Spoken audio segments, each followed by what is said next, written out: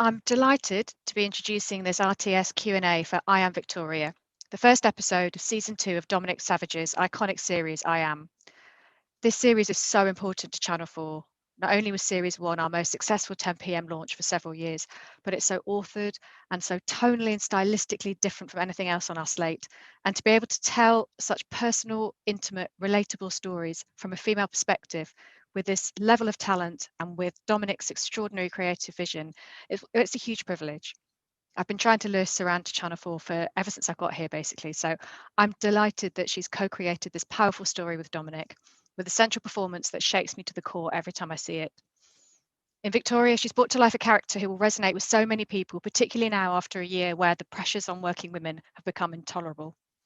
Huge thanks to Suranne for her incredible work, and to Dominic, whose sensitive cinematic direction makes this film so utterly compelling. And to Krish and the production team, who made this film under very difficult circumstances and have done such an extraordinary job with it. And of course, thanks to Caroline and to the RTS for this Q&A. I know it's going to be a compelling session. Thank you. She's cool. She's cool. She's totally cool. Oh my God. What's your idea of the perfect person? You should feel that you're having your best life. Not now, Miriam, not now. I want it nice, like everyone happy. I think you need some help. Stop looking at me. I'm trying to come into your world. I want to know more about you. You need to know. I'm not going to be crushed by you or anybody. I want new Maria. From BAFTA award-winning director Dominic Savage, I Am returns, starting with I Am Victoria, Thursday at 9 on Channel 4 and All 4. Hello, I'm Caroline Frost, and I'm delighted to welcome you on behalf of the RTS to this preview Q&A session of I Am Series 2. With me is the series creator and writer, Dominic Savage, producer, Krishnendu Majumdar, and one of the stars of the series, Suranne. Let's start just for an overview. Dominic, this is the second series after a hugely successful series 1 and critically praised as well. Just want to take you right back when it was but an acorn. What inspired you to want to create this kind of intimate narrative television?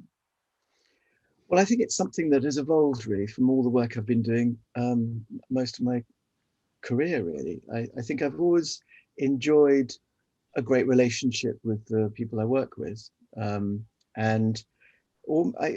It takes time to get to this point, but it's always I've always worked very closely with actors and really enjoyed that relationship that I've had. And that's where my work really emanates from. It's that kind of close connection with the actors. And then as my work evolved, I sort of got into a place where actually I really started to enjoy creating ideas for that actor, So it was like, there was a film I made a few years ago now where I worked closely with an actor and I actually wrote the story for her. It felt like a really lovely way of working. It felt like it was the first of a proper collaboration. I mean, although, as I say, a lot of my work has been collaborative all throughout the whole time, but this was very specific in that I created the story specifically for this actor. And I really enjoyed it. I really enjoyed the empowerment that I gave to that actor. I enjoyed the fact that we were really in cahoots over it. We were on it together all the way through. It's just a lovely way of working. And it's about trust. It's just all about trust and belief in each other. And it's and the results seem to work. So I kind of want to make films like this forever, really. I think it's my way of doing it. So that's why it's come about like this. Fantastic. But of course, the talent then becomes even more crucial than normal. And you approached 3 of our finest actresses, Letitia Wright, Leslie Manville, and Suranne, with us today. I will ask Suranne what it's like to be on the receiving end. But first of all, just Dominic, what do you go in with as a brief, bearing in mind it's a pretty movable slate from that day forward? What do you actually go in with initially? Well, the thing is, it's a very open mind. That's the point.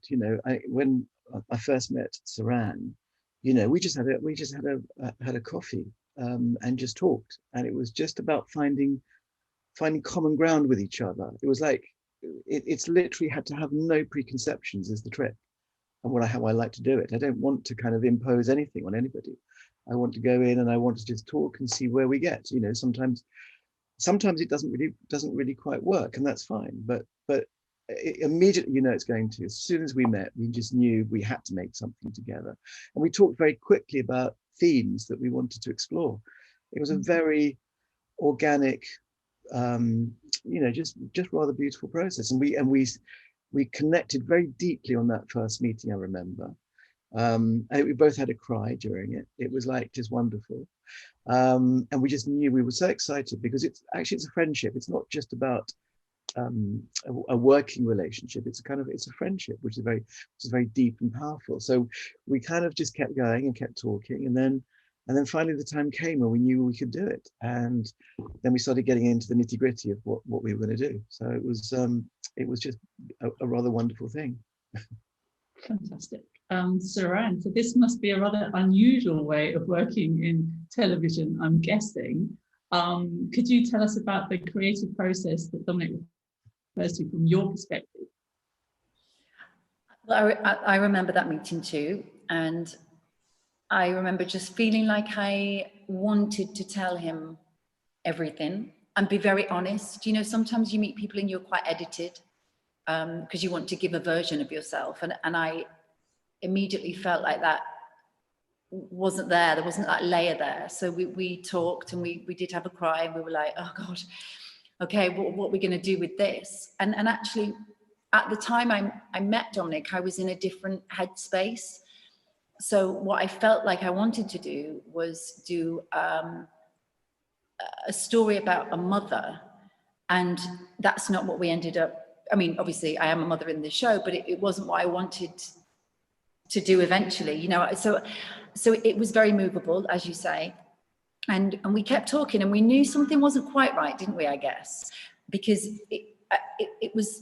there was something there, but it wasn't the entire story. So actually, over lockdown, we spoke and we refined, and we just built this world. And what's beautiful is you give all of your ideas.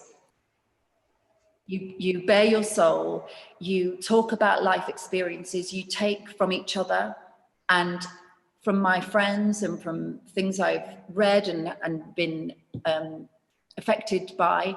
And then Dominic takes it all and he puts it into a story to make sure that it is removed enough from you to be able to be in a film.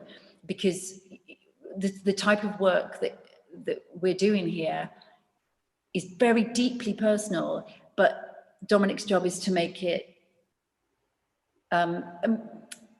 therapeutic and cathartic rather than traumatic, because and it's a very fine line, I think, with this type of work. But again, it's all about trust and friendship, as Dominic says, and by having that and with the support of the team, we both felt able to go ahead and dive in quite deeply. And it's quite a scary process because sometimes you have no idea what you're doing. Do you agree, Dominic? Yeah. What we're doing? Yeah, I mean, I think because the only way you can do it is if you sort of let go as well. But there's this safety net with it, in that, you know, we I mean, I'm ultra sensitive as to what we're doing, and everything that we're doing I'm sensitive to, because and I'm feeling it as we go. And it's like, so although we've done all the preparation and we've created this character and this situation and everything, it still evolves as you make it. So, you know, you're listening to what's going on, and you're adjusting things and changing stuff, and then adding things and taking stuff away we don't need. And it's the process of creating is, of course, with that first meeting and what we decide it's going to be, and keeping it quite a kind of loose as possible, as much, you know, and then it keeps going as you make it, and that process, we keep adjusting things and sensing it and feeling our way. So I do. It is quite a unique way of making of telling stories. It really is. It's its own thing in a way. It's funny because I think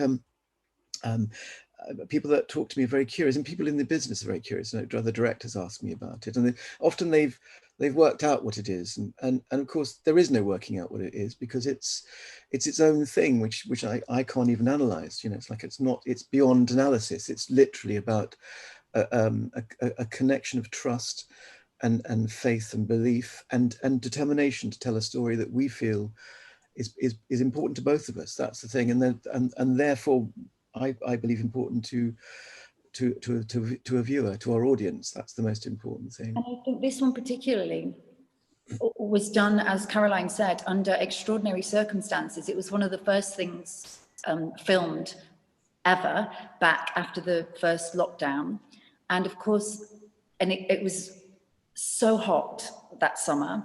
And so the oppressive atmosphere of the COVID restrictions, the heat, and also being very limited as to where we could shoot. So a lot of it had to be done in the house, which wasn't initially the idea, but it became kind of like, it forced us into using the house more, which of course is the wonderful thing about the show now, which feels like a pressure cooker. But every day we felt that pressure. And there is a release at some point in the film. And I remember the day where we all kind of, it's like we were crying and sweating and releasing ourselves, and it felt amazing because it just felt like we needed to do that. But yeah, what a beautiful experience. And, you know, some of the takes are an hour long, which is extraordinary. Yeah. There was no end. There was no real end, was there? I mean, the end was when the card ran out. But I think also when it felt like, which is what life is too, isn't it? That you can't walk away from your problems. You can't walk away from the thing that's inside you. That's the point, isn't it? So that almost added to the theme of the piece, really. So yeah, it was it's a pretty special experience all round in a way. It's like the experience of making something, you know. Yeah, that's exactly right. So when I thought the scene was over, I'd walk into a room, but the camera would follow me, and Dominic would talk to an actor and send them in. And I'd be like, what are we doing now? And that's the feeling of, you think something's ended, but then someone brings something else and it's another challenge that you go straight into. And I thought I would be terrible at improvisation, but because, and I say this to any actor that wants to do this kind of work, if you know your character inside out, it's actually very freeing. And I didn't, and Ashley had worked in this way a few times, so I was safe with him, and I really loved it. I really loved it. Krish, this high wire act on your actor's part and your writer's part, as a producer, did this bring fresh, hitherto unknown challenges for you? No, I think it's just a different way of working. And obviously when you do scripted work, when you do drama or comedy, there's a certain way of doing things. Whereas actually Dominic's way of doing things, once you understand it and do it, is very simple. The crew is very small, minimal use of lighting. It's available lights. And the way Dominic works, it's a lot of it is handheld, is actually very freeing, and actors love it in terms of they don't have marks to hit. It feels very organic, and I think the whole process is geared to Dominic's style of working is to try and create an atmosphere, a kind of atmosphere that can create truth and veracity in performances. And as you've seen in the finished films, the performances from the actors, obviously Suranne's one of our finest, but they're so truthful, they feel so real, and that's the kind of environment that Dominic creates. And I think my job as a producer is almost to defend that, to keep people away, to create a space for him to work. And I always think Dominic is like an alchemist. He is creating this world with an actor, and it is a real collaboration. So Suranne and Dominic have created this film and this character, and the other actors in this are wonderful. Ashley Walters and Alice Featon, that they're brilliant as well. And my job is almost to keep people away and let them have the space to create something, and hopefully it comes out, it's pure, and that's what he does, and that's his skill, and that's Suranne's skill as well. Because obviously it is demanding for actors, even though we only shot for 8 or 9 days. It's intense once you're on set, because there's not many lights or costume changes, and the takes could be 45 minutes long. You're in it and you're working, and we achieve so much in a short space of time. So there's a real intensity to it. But actually, it's a real wonderful way of working that's actually very freeing and very nimble. But that's, and we just need a team of people who believe and understand what Dominic's vision is and his way of working. So, we were very lucky. We had a brilliant crew. Stuart Bentley was the DOP, and it's exhausting having that camera on your shoulder for. So hot as well. He was brilliant. I mean, it was, it's like you're all sort of learning to speak a new language together. And once you've learned it, then you're fluent. Then off we go. We need to talk about Victoria. So extraordinary, collapsing on the inside, maintaining perfection on the outside. Where did she come from, Suranne? So as I said, it started as something else. And I think from the off, I wanted to talk about how difficult life can be, and not in a way, not in a big band kind of,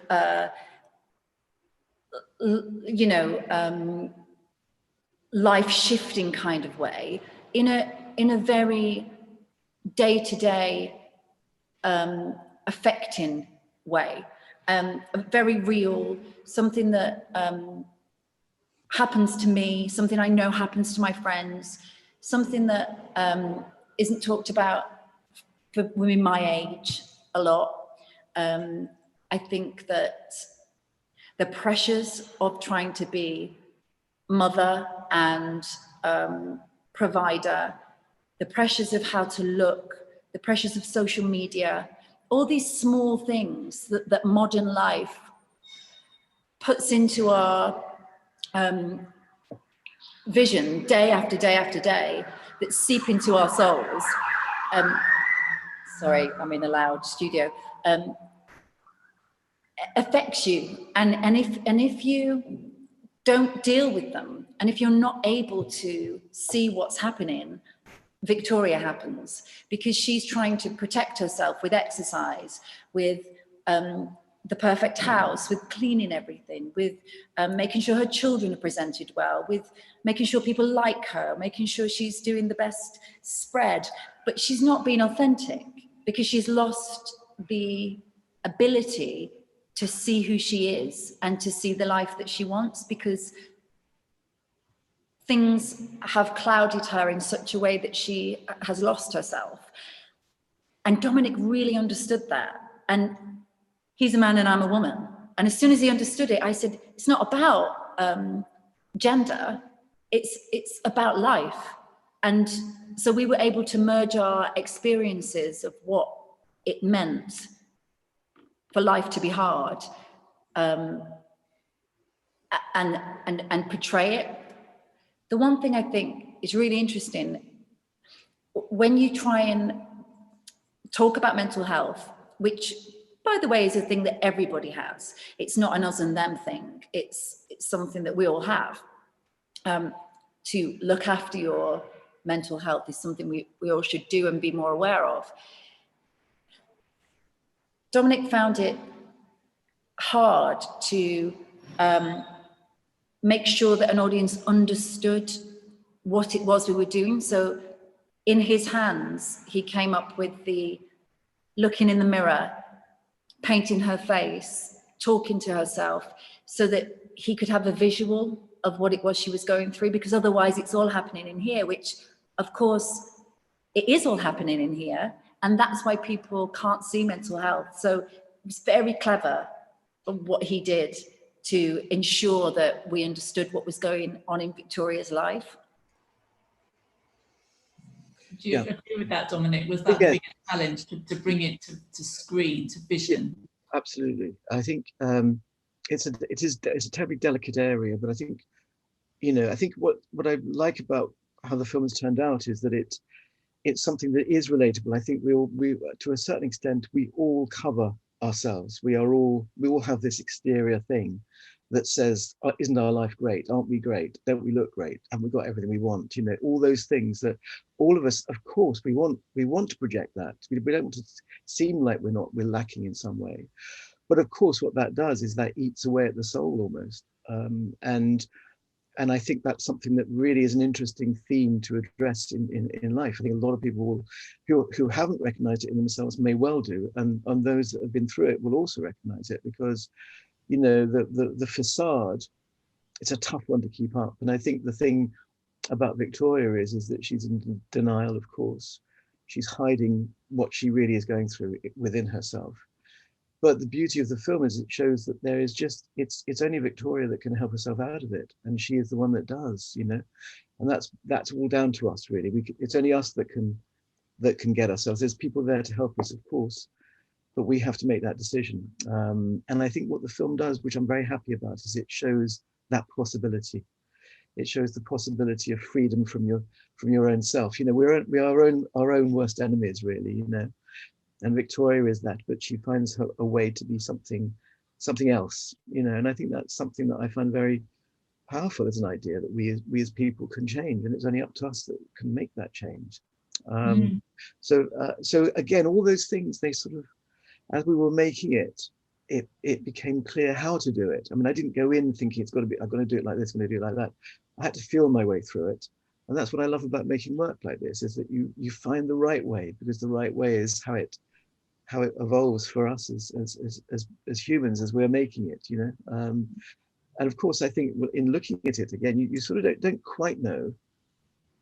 You're watching life. You think, this is interesting, but but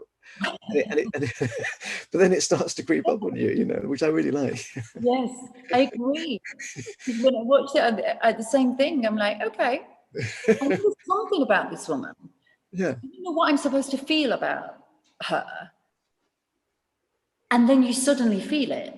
And I don't know how you felt, Caroline, when you watched it, but you suddenly feel, when I've watched it again, trying to be from a viewer's point of view, I suddenly felt very tense, and I felt like her, and I didn't start off feeling like that.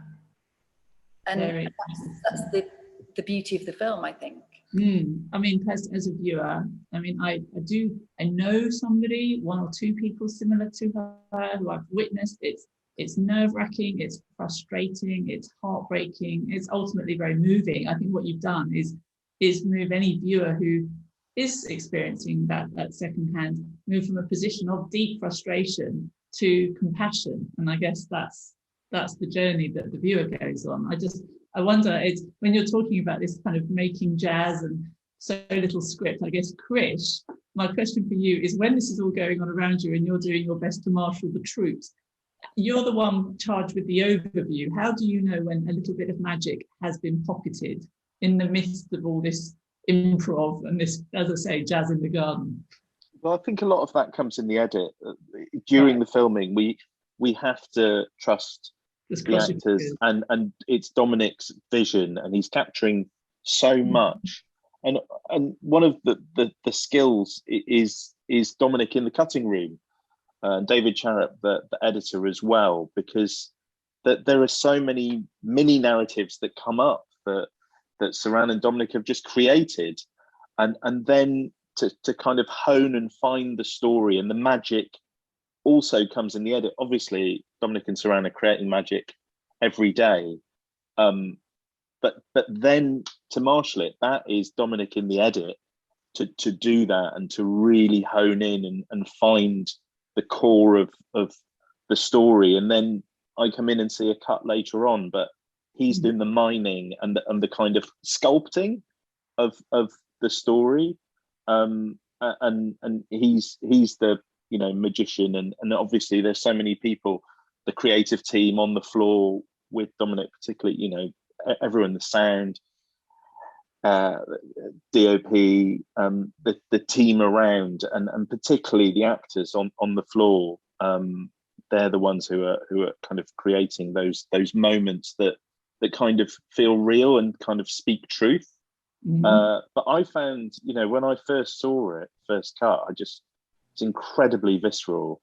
And it's really interesting what you said about gender. It doesn't matter, but I'm a man, and I've felt that. I've known that, or I've known people like that. And I think these films are about humanity, and they're kind of beyond gender. I know the builders are female-led series, and obviously the lead actors are female, but I kind of think they're kind of more than that. That they just speak truth, and they're really powerful. And particularly at the moment, what the world is going through at the moment, what we've been through, it just feels that these films really speak to people. It's interesting actually, because the whole idea of the folk. I mean, what I'm very proud to be able to bring to the screen, these female-centered stories. I mean, for me, it's great that I've been instrumental in helping that, where the lead character is a woman every time. It's a very satisfying thing to do, where you work in this way, and actually you're creating these stories that so many women also relate to. I mean, one of the really exciting parts of the last series were the response from so many women that felt that this was saying something that they'd not seen before. They felt represented in some way because of what they've been through. And I thought, well, that's a great thing. And it's not like it's been some big plan to go and do this. It's like, it's just, as I say, it's evolved to that. And I think what's exciting is that because of that, I mean, because of the work I've done prior to this, the actors I talk to know that, almost sense a bigger importance with it, know that it's a special thing, that that is to be, that we can explore stuff that really matters to them. And I think here's the thing. It's like the stories, why I think it works actually is because not only is it deeply personal to Suranne, but it's actually also deeply personal to me. And I think that's why it really works, is that the coming together with the idea is something that we share. We share these similar experiences and difficulties in our lives, and I don't mind talking about my difficulties at all. Not here, maybe. I feel like that's the beautiful thing, is that because we talk about the female-led stories, and there's a huge conversation around, well, we need more female producers, female camera operators, female directors, and of course we do. We need to support the female vision. And I think we have two men here who have totally understood what it is that I needed to say and supported me beautifully in that way. So I think it's about finding the people who can support your story. And what Dominic said about representation is so important to me. It's like, I saw something recently, and it was something that, it was basically me on screen, and the actor was saying something in my life, and I was like, oh my God, I feel so validated and seen. And like, I was like looking at my husband saying, that's me. And if this can just touch a few people, it's my love letter to mental health. Because that's what I feel like I did at the end. I think I said that to you, Krish. They were like, I said it to the EPK, and they said, what do you mean? I said, well, I just feel like I've put it out there, like what I feel, and I've just opened my heart up a bit and hope that someone will see it. And that's it. That's everything, isn't it? In the way, that's why we do it, is because, if you can make work that can help people but change people, can show that change in life is possible. And I've without a doubt, that's been a takeaway from the work that I've done, is that there's been a sense in which there's a sort of it's been an answer to someone, you know. And I think that, so that's almost like that's why we do it. That's kind of the most important thing, you know.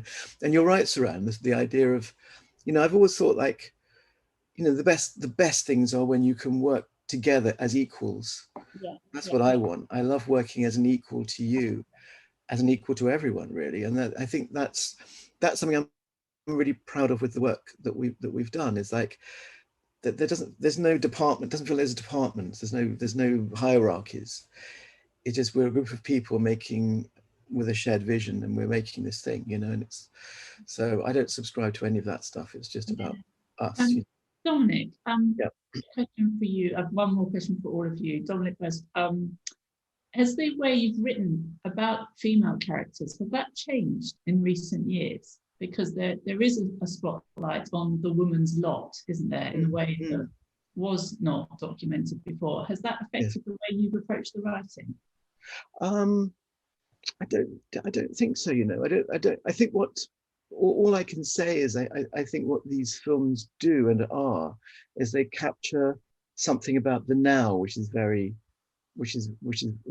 relevant, you know, because by dint of the way in which they're made and the time in which they're made, they are very contemporary. They're very real and now for the actors that I'm working with, and that's what I like. But I think in a way I've always had the same feelings about my characters, you know. And part of it is that I can't make anything where I don't love that character, love that person. I can't do it. I literally can't do it. So I could never do something that was in any way detriment to somebody. I couldn't, you know.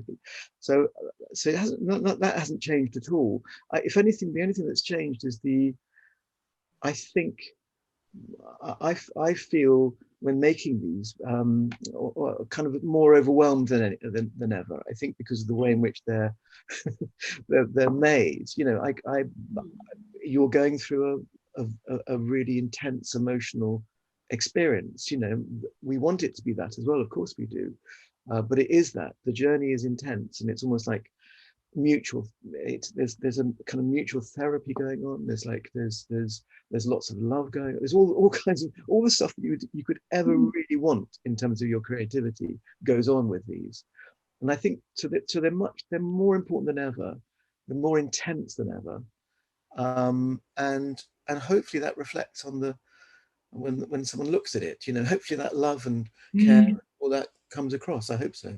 Oh, it's very powerful. Suranne, so just thinking of the roles off the top of my head that you've done so well in, just from Dr. Foster, Gentleman Jack, now Victoria, all very different on paper. But I just wonder if there's something that links the things that you look for when a script, or in Dominic's case, not so much of a script, when a project comes your way, if there's something universal about all of those that you are responding to. I think they're all unusual women. So they're not your average woman. They all need to be understood in the journey, in the process of watching them through the episodes or through the film. Dr. Foster was extreme, but we have to look at why she was extreme. And so there's a psychology behind them all, I think. And Gentleman Jack, it's fun and it's flamboyant, but it's very vulnerable. And there's a layer that we need to peel back to understand how she built herself to become that person.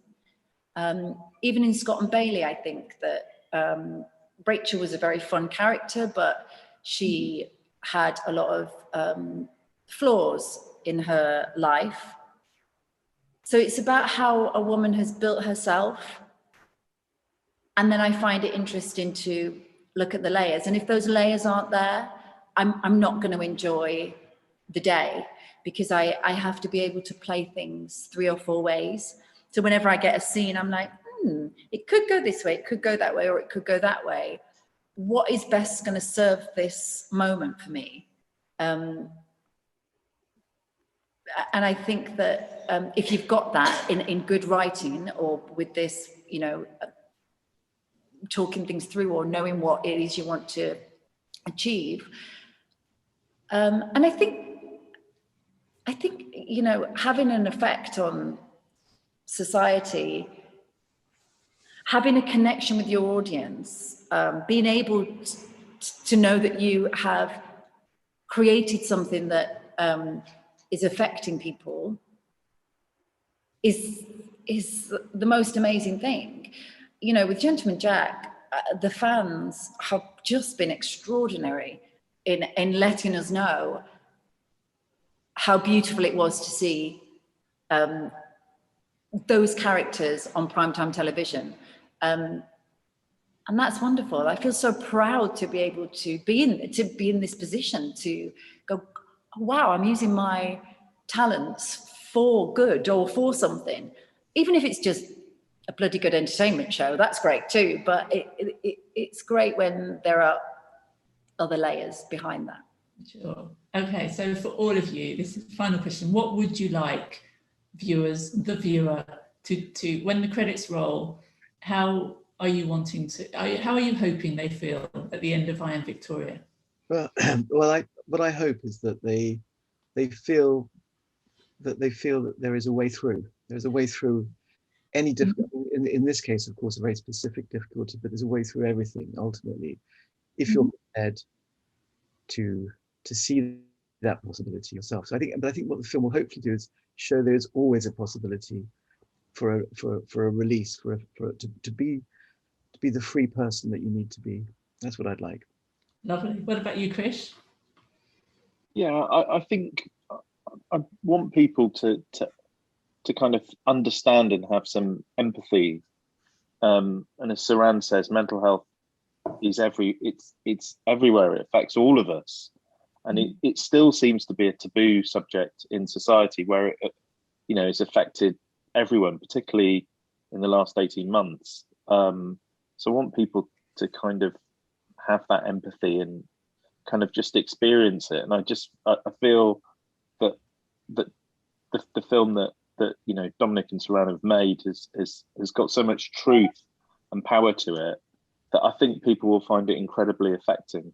Yeah, for sure. Suranne, what would you like people to feel? That it's okay to acknowledge something within yourself that perhaps you've been pushing down, or in someone else. It's okay to say, did you see that show the other day? That was interesting, wasn't it? I wonder if that is what such a body's going through. Or I'd like it to be a tool for people to say, it's okay to share and to talk and to say, and hopefully just to shift something in people. I mean, you're right. The conversation, it's about the conversations that people will have, isn't it? Yeah. And what you want for any piece of work is for people to talk about it and be able to talk about the issues in it and disagree about it potentially. You know, that's great. Disagreement's good. To have perspective on it, to have, but yeah, you want people to be talking and dealing with, and you know, that's why we do it, isn't it? You know. Yeah. You want to make a mark.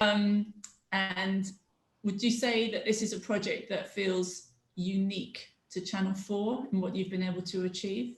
What do you say to that, Chris?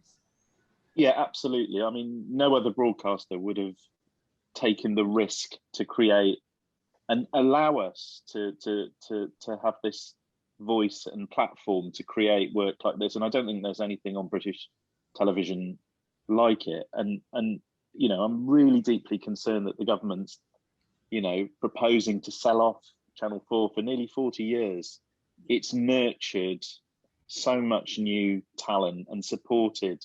I mean, I run a small independent production company. There's 2 people of colour run it, and Channel 4 have nurtured and supported us. I find it deeply worrying that the government are proposing to sell it off, and it doesn't seem like there's any reason for it. There's no evidence to do that. And when you think of all the groundbreaking programs and voices, and it's been set up for diverse voices, and something, you know, beautiful and pure will be lost from kind of British broadcasting if it is sold. Well, hopefully this beautiful and pure project will help fortify its case. So that is all we have time for now. Thank you very much, all of you. Series 2 of I Am will be airing weekly from the 5th of August, 9 p.m. on Channel 4. All episodes will be available as a box set on all 4 from the 5th of August. On behalf of the RTS, thank you to Suranne, to Dominic and to Krish for sharing so many wise thoughts with us today, and thank you for joining us.